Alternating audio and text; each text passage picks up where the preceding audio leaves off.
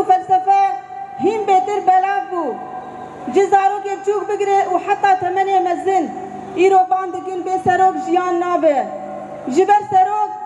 وكي ريبركي وكي خداوندكي گوريا آزاتية جمر كير بتايبت وكجن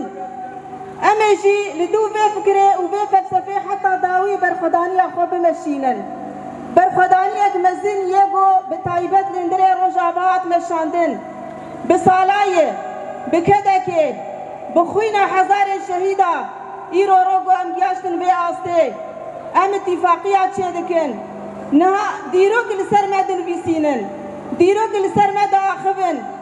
شاوا وق ملت كرد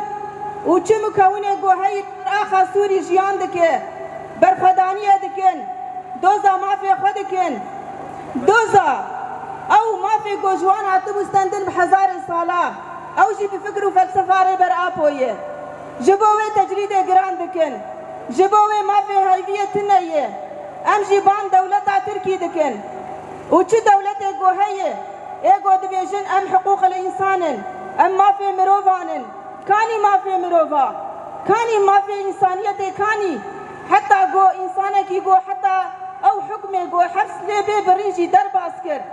نقف اليوم لا نحيي ذكرى عابرة بل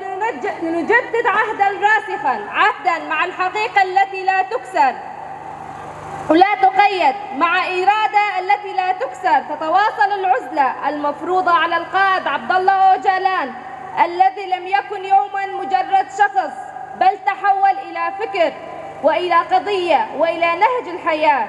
للشعوب ما زالت تناضل من أجل العدالة والكرامة وعمل على تعزيز قيم الكرامة الإنسانية ونشر مبدأ الفكر الحر إن قضية القائد عبد الله أوجلان ليست قضية فرد